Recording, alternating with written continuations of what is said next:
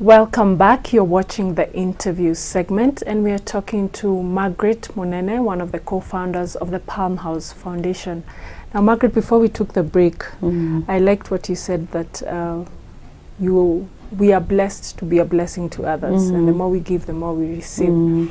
And we've talked about financial assistance where education is concerned, but there's also the aspect of mentoring for these children. Yes. Because most of them come from either destitute homes or come from situations that require them to be guided. Yeah. So that even if they have money to be able to go to school, there's a lot more that they need, counseling and all that. Yeah. So how do you cater for that to be able to come up with a whole person at the end of it? Yeah, thank you, Miriam. Yeah. Truly, mentoring is a very, very important aspect, and we really, it is one of our KRAs. By KRA? Key resort areas. I see. Yeah, we have 5 key resort areas. Maybe we won't get into that, but mentoring is one of our key resort area, and we take it very seriously. We take mentoring as seriously as recruiting the students, as looking for the funds, because we've realized without mentoring, these children will have a struggle. So we mentor them 3 times in a year. And what we usually do is when they close school, before they go home, they come to us for a weekend. And we stay with them on a Friday and a Saturday, and they go home Saturday evening. And what we do is we get people like you and others who come and mentor them. So what we do on Friday is what we call group mentoring. So we get speakers, counselors who come and talk to them in a group, and they get a chance to listen to, personalities in Kenya, people who can be their role models. They come and talk to them and ask them questions. And then on Saturday, we have what we call one-on-one mentoring. And this is the time also the kids present their report forms to us.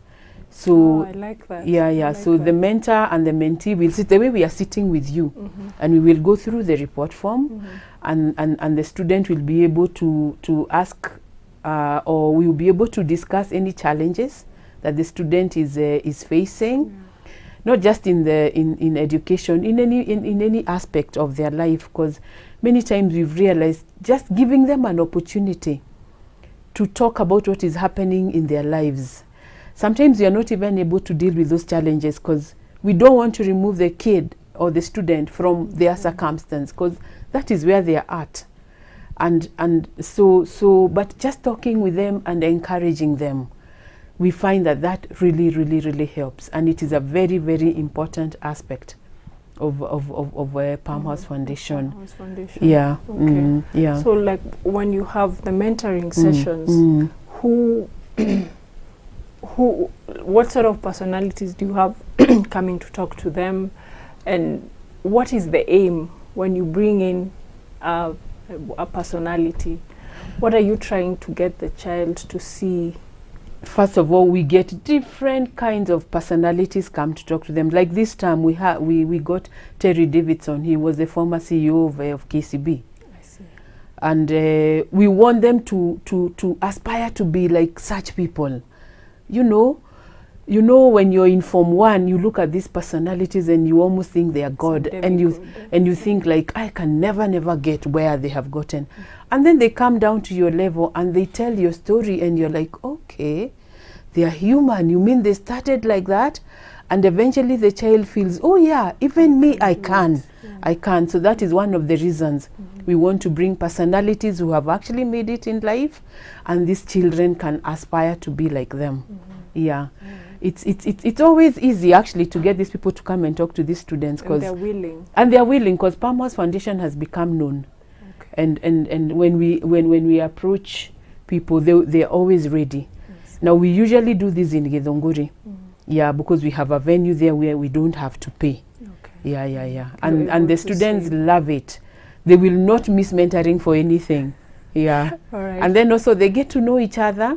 They've become such a tight family. We actually becomes a family. Yeah. We even actually now have an alumni, and they meet together. Yeah, so they become a family. And actually, like when we recruit, when we are sending them off, Like let's say you're going to Alliance, we give you the names of the of our family, and we tell them when you go there, look out for this, so and so and so and so. We'll also tell them, you know, your baby sister or your baby brother is coming, please look out for them. I see. Yeah, yeah. All right, that's interesting. Yeah. So do you is this for girls only, or do you do boys and girls?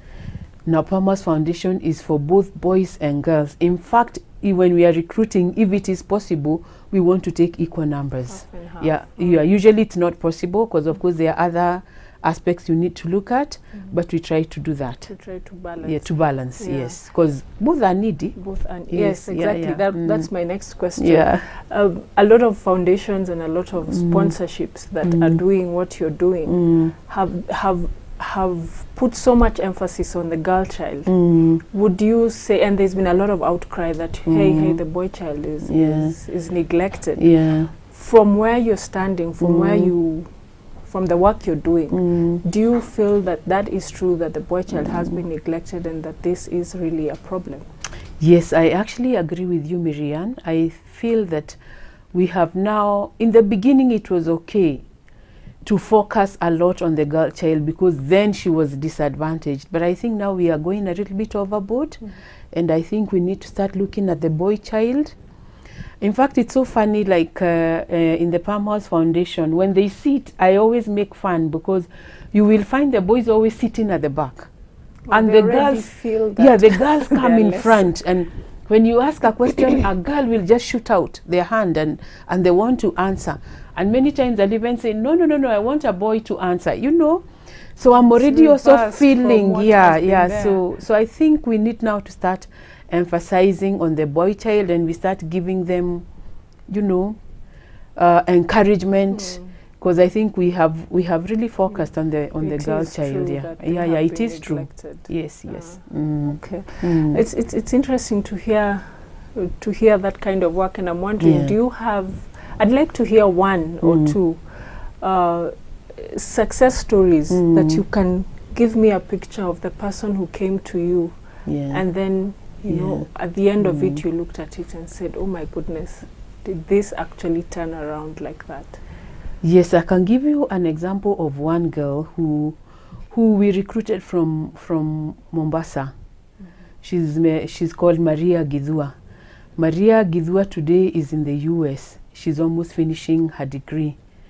She went to the same university that Hillary Clinton went to, and she's in 4th year now. What university is that? Now the name escapes you. Okay. The name escapes me now, but I will tell you. Maria's parents had both died of AIDS, and she was the firstborn, and she came really very, very destitute. Her grandfather actually brought her, and we recruited her. She went to Limuru Girls. She was an A student. She actually got an A, and through Zawadi Africa, we were able to connect her now with Zawadi Africa, who gave her a scholarship, and now she's almost finishing her degree. She's already a mentor to the other students. Normally what we do when we are doing mentoring, we will do Skype, and she will talk to the students on Skype. Nice. So she's really a very good encouragement. We have many others, like we have John in boys. We have John in Egerton University. He's doing electrical engineering, and he's also almost done. We have many students in university now. We have one though who is working. She was from our first lot, the 6th that we took. She went to Kambui Girls, but she didn't manage to go to university, but she went and did accounts, and she's now employed by General Motors, and she's doing very well. And she's also a mentor. Every mentoring, she gets permission from her job to come and mentor the others. She's called Baire, and she's really an inspiration to the others, because she's doing very, very well even in General Motors. All right. So what do you see so far? Palmhouse Foundation has been this journey that you have described, and I'm sure it's not about to end. What else do you anticipate for the foundation? What else would you want to be able to see done? Now, what we are actually trying to do now is, we know we will all grow old, and we don't want the foundation to die when we have no energy to continue working. But like I have said, a lot of the students who haven't even finished, they're already part of the foundation. So we think these students, when they finish and start working, they will come on board and take over the foundation. Apart from that, we have started an endowment fund. And when we started, Eric, my husband, started it, and when he said that he wanted us to raise 100 million in the next 10 years, I thought he was joking, and I thought, okay, 100 million, that's a lot of money. Yeah. That's huge. But 3 years to date, we have actually raised 20 million for our endowment fund. And So- by endowment fund, An endowment fund, what we want to do with the endowment fund is, this is money we will keep, and it will produce money. I mean, we will put it like in a fixed deposit, so it will grow. And what grows is what we will use to pay fees for the students. So there is no time when kids will not be able to go to school because we cannot be able to raise funds. You get? Yeah. Yeah, so we have 20 million now in the endowment fund, and it is still growing. And now we can see in the next 7 years, we will have our 100 million. Yeah. Yeah. Okay, that's a big dream. Yeah. Do you ever would you ever want to include the diaspora and to include Kenyans and even non-Kenyans outside of Kenya? Yeah, we part do of your that. Yeah. Like my sister already has a child she's sponsoring, and she lives in America. Yeah. So we have a few, we have 2 others, I think, who live in America, but they are Kenyans. Yes. That's why I said it is Yes. completely indigenous. So is it Yeah. a very deliberate effort to have only Kenyans assisting or injecting, or if you had the opportunity to have, you know, the big donors, the big European donors coming in, would you prefer to have them out, or what's your take on external huge donors? Yeah, we've never really gone there. We've never discussed it as a foundation. But what I've realized, Miriam, is a lot of Kenyans are ready to help. It's just that many times they don't know how, and many times many have done such horrible things that nobody wants to help. So you think if you give us your money, we won't use it. Yeah, but I think because Palm House Foundation is transparent, we get very many people. We even get people calling us and saying, I want to sponsor a child, and we have not even asked them.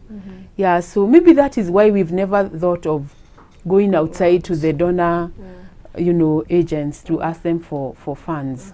Yeah. Okay. And we feel so proud that be Palm House able to say that Foundation, it is it is an 100% indigenous, Kenyan, Yeah. you know, we don't always have to rely on those people out there. These are our children, these are Kenyans. Yeah, so really as Kenyans, we must be able to help them if we To can. hold up the Kenyans. Yeah. And we always say now, Palm House Foundation is the face of Africa. I'm sorry, is the face of Kenya. If you came to our mentoring sessions, we have a student from almost every tribe in Kenya. That's a good Turkana, thing.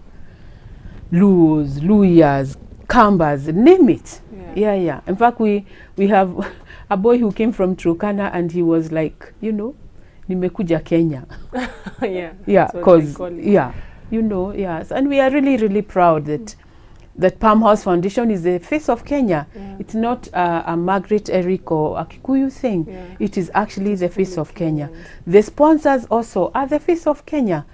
There are different companies in Kenya, you know, so we really, really feel proud about that. About that. Yeah, and yeah. you'd want to maintain that, Yes, yeah, that indigenousness Yes. in the foundation. yeah. I'm sure a viewer who's watching is wondering if they wanted to be involved.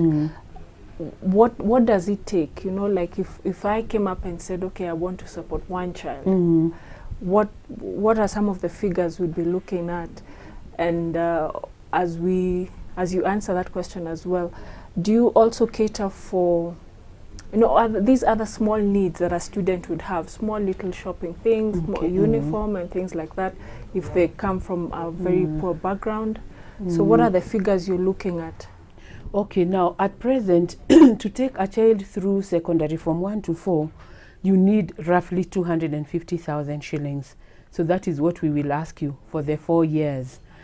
Now we only pay for the fees, and we actually don't deal with cash money. We write checks to the school, because normally a lot of secondary schools will provide uniform, and of course the tuition and books. Now the other little needs, like the suitcase, like the shoes, The sanduku. the sanduku, yeah, your toothpaste and your toothbrush. We expect that no matter how poor this child is, they must be living with some people.